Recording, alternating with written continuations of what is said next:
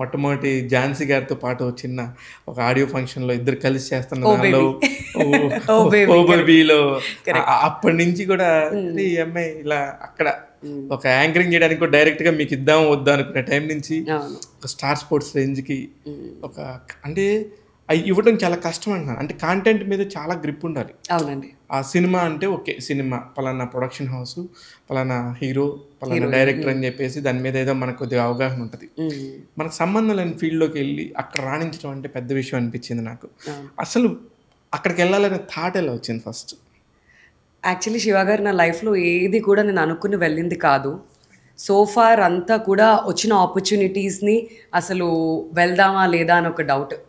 So 2016 వరకు నేను ఇక్కడ ఎంటర్టైన్మెంట్ యాంకరింగ్ చేస్తున్నాను. అదే టైంలో ఈటీవీ ప్లస్లో హంగామా షో నడుస్తాను. కరెక్ట్. సో మా అనిల్ కడియాల వాళ్ళది. ఎగ్జాక్ట్లీ, జ్ఞాపిక ఎంటర్టైన్మెంట్స్ వారిది. ప్రవీణ అనిల్ అన్న is very very close to all of us. అయితే ఆ టైంలో నాకు ఒక మెయిల్ వచ్చిందండి స్టార్ స్పోర్ట్స్ నుంచి, ప్రో కబడ్డీ స్టార్ట్ అవుతుంది సీజన్ 5 వెరీ సూన్, మీరు యాంకరింగ్కి ఆడిషన్స్ ఇవ్వడానికి బాంబేకి రండి అని చెప్పి. బట్ నేను ఆ టైంలో ఒక డౌట్లోకి వెళ్ళిపోయా, మళ్ళీ ముంబైకి వెళ్తే ఇక్కడ హైదరాబాద్లో ఆల్రెడీ షోస్ చేస్తున్నా కదా, బాగానే జరుగుతుంది కదా ఇదంతా, మళ్ళీ అక్కడికి వెళ్ళడం ఎందుకు అని చెప్పి. అప్పటికి ఇంకా స్టార్ స్పోర్ట్స్ తెలుగు లాంచ్ అవ్వలేదు, ఇది స్టార్ మా మూవీస్లో వస్తుంది.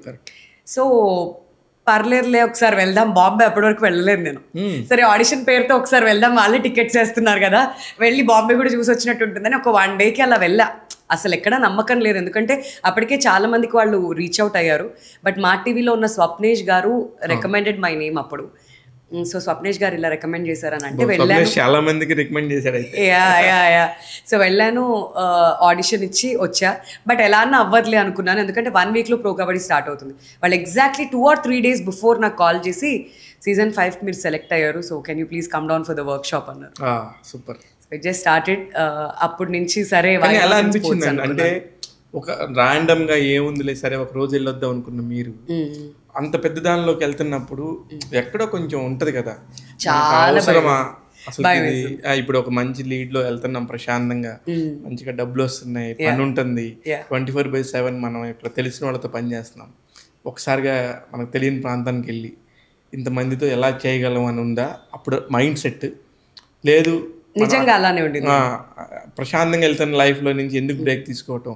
అంటే ఇండస్ట్రీలో కొంతకాలం కనబడకపోతే వీళ్ళు కనబడట్లేదు అనేది ఎవరు ఆలోచించరు, ఇంకొకళ్ళు ఆల్టర్నేట్ చూసుకుని వెళ్ళిపోతారు తప్ప. ఆ టైము మీకు అనిపించలేదా? చాలా సెల్ఫ్ డౌట్స్ ఉండినాయి శివ గారు మీరు అడిగినట్టుగానే. సో ఫస్ట్ టైం బాంబే వెళ్దామా లేదా అని స్టార్ట్ అయినప్పుడు నేను ఆడిషన్కి ఎప్పుడైతే వెళ్ళానో, నాకు స్పోర్ట్స్ అంటే ఎప్పటి నుంచో పిచ్చి. అమ్మ స్పోర్ట్స్ ఆడారు, పుల్లెల గోపిచంద్స్ వైఫ్తో పాటు అమ్మ రైల్వే మిక్స్డ్ హై స్కూల్ అమ్మది. So she was always into sports. But అమ్మ ప్యాంట్ చొక్కా వేసుకుంటే తాతగారు వాళ్ళు కొట్టి ఇంట్లో కూర్చోబెట్టేవాళ్ళంట. So she got married very early. తాత అమ్మమ్మ వాళ్ళందరూ కొంచెం ఫోర్స్ చేయడంతో she got married very early. But ఆవిడ నన్ను చిన్నప్పటి నుంచి నాలాగా నువ్వు ఉండకూడదు, నువ్వు అన్నిట్లో యాక్టివ్గా పార్టిసిపేట్ చేయాలని చెప్పి. మా అమ్మ టీచర్ బై ద వే, నేను ఏ స్కూల్లో ఉంటే అమ్మ ఆ స్కూల్లో టీచర్గా ఉండేది అనమాట. So she always use to encourage me, నన్ను ఈ స్పోర్ట్స్లో పార్టిసిపేట్ చేయి, ఇందులో చేయి అందులో చేయి అని చెప్పి. సో అప్పటి నుంచి నాకు ఆ స్పోర్ట్స్ బగ్ అనేది కుట్టే ఉంది నన్ను ఆల్రెడీ. సో ఎంటర్టైన్మెంట్ చేస్తూ ఆల్రెడీ చక్కగా సెటిల్ అయిపోయి ఉన్నాను నేను 16 ఆ టైంకి. 11 నుంచి స్టార్ట్ చేశాను న్యూస్ రీడింగ్లో. బట్ 16 ఆ టైంకి బాగానే మంచి షోస్ చేస్తున్నా, ప్రీ రిలీజ్ ఈవెంట్స్ ఇవన్నీ చేస్తున్నా. సో స్టార్ స్పోర్ట్స్ కాల్ రాగానే ఓకే ఎక్కడో స్పోర్ట్స్ కదా అనిపించి వెళ్ళి ఆడిషన్ ఇచ్చే టైంలో నేను ప్యాంట్రీలో కాఫీ తాగడానికి అని వెళ్ళినప్పుడు కపిల్ దేవ్ గారిని చూసాను. He came and spoke to me. తర్వాత చూస్తే ఎటు చూసినా లెజెండ్సే ఉన్నారు స్టార్ స్పోర్ట్స్ మొత్తం. ఇదేంటి అసలు నేను ఎక్కడికి వచ్చా ఏంటి అని నాకు ఫస్ట్ అర్థం కాలే. సో ఎక్కడో మనసులో ఆ టెంప్టేషన్ ఉంటుంది కదా, you want to work with legends around you, వీళ్ళందరి మధ్యన వర్క్ చేసే అవకాశం ఇది అని వెళ్ళిన తర్వాత నాకు తెలిసింది. బట్ ఎలాన్నా నేను ఈ ఇంటర్వ్యూ త్రూ అవ్వనులే అని చెప్పి వచ్చేసాను. బట్ ఎప్పుడైతే వాళ్ళు పిలిచారో మళ్ళీ return, then I went back. So cricket, kabaddi అన్నీ టుగెదర్ ఒకటే ప్లేస్లో జరుగుతాయి కాబట్టి వీళ్ళందరితో కలిసి పనిచేసే అవకాశం ఉంటుంది అని నాకు అర్థమైంది. బట్ ఫస్ట్ నేను ప్రో కబడ్డీ స్టార్ట్ చేసినప్పుడు it was in star Maa movies. నేను వెళ్ళిన తర్వాత 1.5 yearకి then star sports Telugu launch అయింది, that to through me. Super. అయితే మొట్టమొదటి ఒక అవకాశం అనేది ఎవరికైనా గుర్తుంటుంది, ఈవెన్ ఎవరికైనా లైఫ్లో. అరే మనకు సంబంధం లేని పాత్, ఎవరు యాంకర్ అవ్వాలని చెప్పి చదువుకోరు. అవునండి. మీరు మీ చదువు అలా జరుగుతూ ఉన్నప్పుడు స్పోర్ట్స్లో కూడా చాలా బ్రిలియంట్గా ఉండేవారని విన్నా నేను. ఈ టైంలో అసలు యాంకరింగ్, మోడలింగ్ ఈ దానిలోకి అడుగు పెట్టాలని ఎలా అనిపించింది అసలు? ఇది కూడా మళ్ళీ నేను డిగ్రీ సెకండ్ ఇయర్లో ఉన్నానండి. సో రామచంద్రమూర్తి గారు అప్పుడు హెచ్ఎంటీవీ ఇన్ఛార్జ్, నాకు కూడా ఆయన బాస్. అవును, ఆయన తర్వాత సాక్షికి వచ్చారు. బట్ ఆయన ఈ లోక్పాల్ మూమెంట్ జరుగుతున్న టైంలో అసెంబ్లీలో ఒక డిబేట్ నడిచింది అనమాట. This was in 2011. అయితే అప్పుడు డిఫరెంట్ కాలేజెస్ నుంచి స్టూడెంట్స్ అందరూ సెలెక్ట్ అయ్యి అక్కడికి వచ్చారు. సో అందులో భాగంగా కస్తూర్బా గాంధీ కాలేజ్ నుంచి నేను కూడా సెలెక్ట్ అయ్యాను. సో నేను అక్కడికి వెళ్ళినప్పుడు ప్రతి ఒక్క స్టూడెంట్ లేచి కరప్షన్ గురించి మాట్లాడుతున్నారు. అయితే సో నేను ర్యాండమ్గా లేచి నా టర్న్ వచ్చినప్పుడు ఏడా వెడా జగా డగా అని అన్నీ వాగేస్తూ ఉన్నా. అసలు మిగతా వాళ్ళందరేమో చాలా పద్ధతిగా చాలా పాలిష్డ్ వర్డ్స్ ఎత్తుక్కుంటూ మాట్లాడుతున్నారు. నేనేమో అసలు కరప్షన్ ఎక్కడి నుంచి మొదలైందండి, మనం ఇస్తేనేగా స్టార్ట్ అయ్యేది, అసలు జనాల్లో మార్పు రావాలి, అది ఇది అని చెప్పి కడిగి పడేస్తున్నాను అనమాట. మాట్లాడుతుంటే రామచంద్రమూర్తి గారు ఇంకా చీఫ్ ప్రొడ్యూసర్ మహేష్ గారు ఉన్నారు అప్పుడు హెచ్ఎంటీవీ, వాళ్ళంతా అలా చూస్తూ ఉన్నారు. అయిపోయాక this girl is very radical అని చెప్పి ఆయన నెక్స్ట్ వేరే వాళ్ళ దగ్గరికి వెళ్ళిపోయారు. సరే ఏదో అన్నారు ఆయన అని చెప్పి నేను కూర్చున్నా. దెన్ ఆ డిబేట్ అయిపోగానే దెన్ చీఫ్ ప్రొడ్యూసర్ మహేష్ గారు నా దగ్గరికి వచ్చి, అమ్మ నీకు న్యూస్ రీడింగ్ ఏమైనా ఇంట్రెస్ట్ ఉందా, న్యూస్ ప్రజెంటర్ అవ్వాలనుకుంటున్నాను. సరే ఏం మాట్లాడుతున్నారు, నాకు స్క్రీన్ అంటే అస్సలు ఇంట్రెస్టే లేదు, మా ఇంట్లో నన్ను వేసుకుంటారు, మా ఫాదర్ ఇస్ అ ఫార్మర్, ఆయన రైతు, మా ఇంట్లో అసలు దానికి థాట్స్ లేవు. అప్పటికీ నాకు స్క్రీన్ అంటే మోడలింగ్ అంటే ఇవన్నీ రకరకాల అభిప్రాయాలు అఫ్ కోర్స్ మన సొసైటీలో చాలా వింటూ ఉండేవాళ్ళు. So this is not the place for me అండి. నేను వేరే అప్పుడు ఇంగ్లీష్ లిటరేచర్ అండి, బిఏ ఇంగ్లీష్ లిటరేచర్లో ఉన్నాను. బిఏ బీబీఏ రెండు డబుల్ డిగ్రీ చేస్తున్నాను నేను యాక్చువల్లీ. సో లేదండి ఛాన్స్ లేదు అని అన్నాను. మహేష్ గారు తర్వాత ఒక 1 month ఎవ్రీ టైం కాల్ చేయడం, ఒకసారి ఆఫీస్కి రమ్మా, ఒకసారి ఆఫీస్ రమ్మా అంటే. కస్తూర్బా నుంచి మేము ఉండేది అప్పుడు ఘట్కేసర్. నేను కస్తూర్బా మారేట్పల్లి నుంచి ఏఎస్ రావు నగర్కి వెళ్ళి హెచ్ఎంటీవీ ఆఫీస్లో కూర్చొని కిరణ్ గారు యూస్ టు ట్రైన్ మీ అనమాట, న్యూస్ రీడర్ కిరణ్ గారు. ఆయన ఎవ్రీడే తెలుగు న్యూస్ పేపర్ ఇచ్చి చదువమ్మ. తెలుగు నాకు ఫస్ట్ లాంగ్వేజ్ అండి 10th class వరకు, కాబట్టి పెద్ద ప్రాబ్లం అవ్వలేదు. బట్ న్యూస్ రీడింగ్ తెలుగుకి వచ్చేసరికి మనం చాలా అనర్గళంగా స్పష్టంగా చదవాలి. సో ఆ న్యూస్ పేపర్ ఇచ్చి రోజు ఒక గంట సేపు చదివించే వాళ్ళు, అలా ఇంటికి వెళ్ళదు. బట్ అప్పటికి నేను చెప్పేదాన్ని, లేదండి నేను రాను అంటే. ఒకసారి మమ్మీ ఏమనలేదండి అప్పుడు, సరే చూద్దాంలే అని వదిలేశారు. కానీ స్టార్టింగ్ వాళ్ళకి అంత ఇంప్రెషన్ లేదు. అప్పుడు వీళ్ళు న్యూస్ రీడర్స్ అంతా చదువుతూ ఉంటే వెనకాలకి వెళ్ళి అబ్జర్వ్ చేసేదాన్ని, వీళ్ళ లైఫ్ స్టైల్ ఎలా ఉంది అబ్జర్వ్ చేసేదాన్ని. మనం అనుకుంటుంది బయట అనుకుంటుంది నిజమేనా అని చెప్పి అబ్జర్వ్ చేసేదాన్ని. బట్ ఒక 1 month వెళ్ళిన తర్వాత అందరు ఫ్రెండ్స్ అయిపోయారు.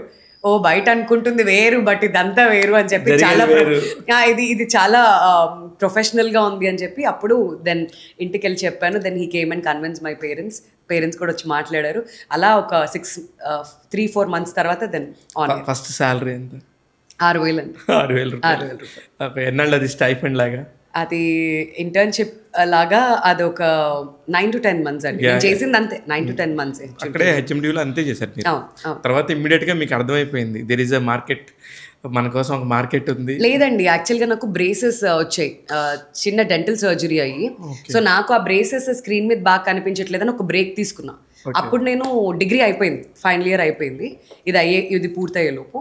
Then I joined a corporate company, US health కేర్కి చేశాను నేను క్లెయిమ్స్ అనలిస్ట్గా.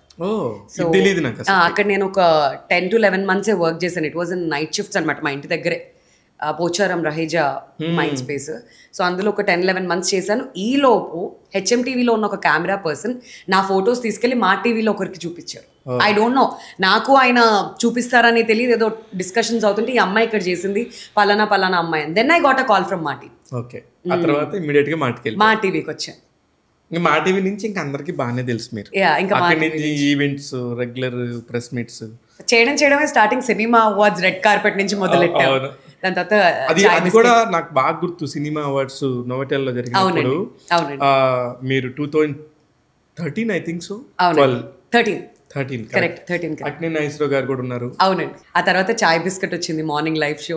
అవును. అండ్ ఆ తర్వాత V6లో లూట్ మార్, TV9లో హాట్ వీల్స్, ఈటీవీలో సఖీ, అన్ని మొత్తం రౌండ్ అప్. మామూలుగా రెగ్యులర్ ఒక ఛానల్కి సంబంధించిన యాంకర్ అంటే చాలా కాంటెంట్ మీద గ్రిప్ ఉండాలి. అవునండి. రెగ్యులర్ డైలీ ఏం జరుగుతుంది ప్రపంచంలో, ఏం న్యూస్ జరుగుతుంది అనే దాని మీద చాలా అవగాహన ఉండాలి. మీకున్నాయండి అన్నిటి మీద అట్లాగా? నేను అప్పుడు న్యూస్ పేపర్స్ బాగా చదివేదాన్ని, ఎందుకంటే మార్నింగ్ లైవ్ షోలో కాలర్స్ కాల్ చేసి ఏం మాట్లాడతారో మనకు తెలియదు. అది లైవ్ షో, ఏ టాపిక్స్ డిస్కస్ చేయాలో తెలియదు. సమ్ టైమ్స్ కాల్ కనెక్ట్ అవ్వకపోతే మనం ఆ గ్యాప్ని ఫిల్ చేయాలి on air. So news paper బాగా చదివేదాన్ని, ఆ నాలెడ్జ్ బాగుండేది. ఆ టెక్నాలజీని మీరు అడాప్ట్ చేసుకున్న విధానం నాకు భలే నచ్చేది. ఎలాగంటే లైవ్లో ఎవడేం మాట్లాడతాడో తెలియదు. అలాంటప్పుడు ఇబ్బందికర పరిస్థితి వచ్చినప్పుడు as a women, as a lady anchor ఎలాగా ఫేస్ చేసేవాళ్ళు అది ఆ పేజ్ని? ఆ వ్యాక్యూమ్ ఒకటి ఉంటుంది చిన్నది. కరెక్ట్. నాకు ఆల్వేస్ అండి శివ గారు, ఏదైనా ఒక ఇన్సిడెంట్ జరిగినప్పుడు మనం వెంటనే రియాక్ట్ అయిపోతే వాళ్ళు ఇంకోటి అంటారు, మనం ఇంకోటి అంటాం. కరెక్ట్.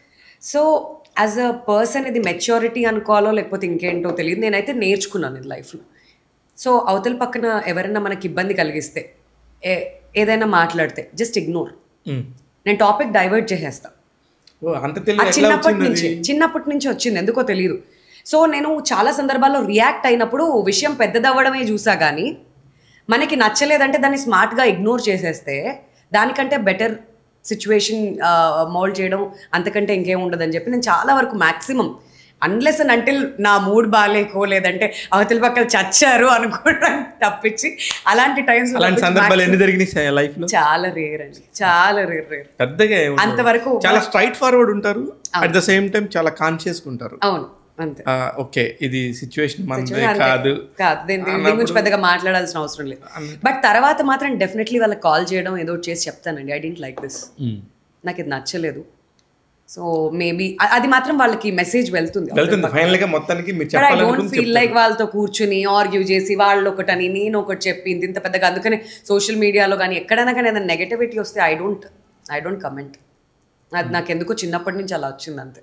సూపర్ అండి, ఇది చాలా ఇది పెద్ద పెద్ద మేధావులు చెప్పే మాటలు ఇవన్నీ.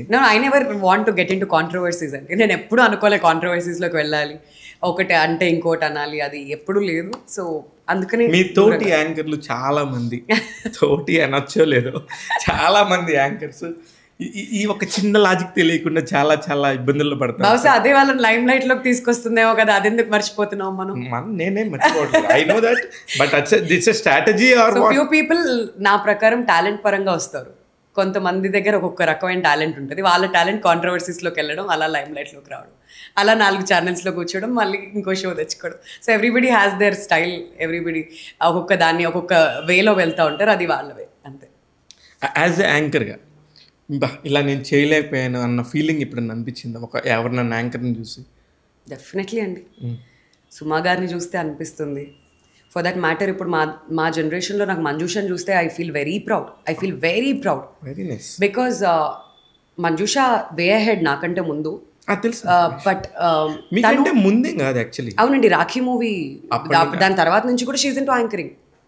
నాకంటే ముందు అంటే ఒక 4-5 years ముందు నుంచి వచ్చిన వాళ్ళు వీళ్ళంతా. బట్ మంజుషా ఆఫ్ లైట్ చూస్తే ఈ మధ్య చేస్తున్న ప్రీ రిలీజ్ ఈవెంట్లు, ప్రెస్ మీట్స్లో తను మాట్లాడుతున్న తెలుగు, వాడుతున్న పదాలు, రీసెంట్గా నేను కొన్ని చూస్తూ సర్ప్రైజ్ అయ్యాను. నిన్న ఈటీవీకి వెళ్ళానండి ఒక షూట్కి. నేను సత్యనారాయణ గారికి చెప్తున్నాను, నాకు మంజుషాని చూస్తే చాలా ప్రౌడ్గా అనిపిస్తుంది.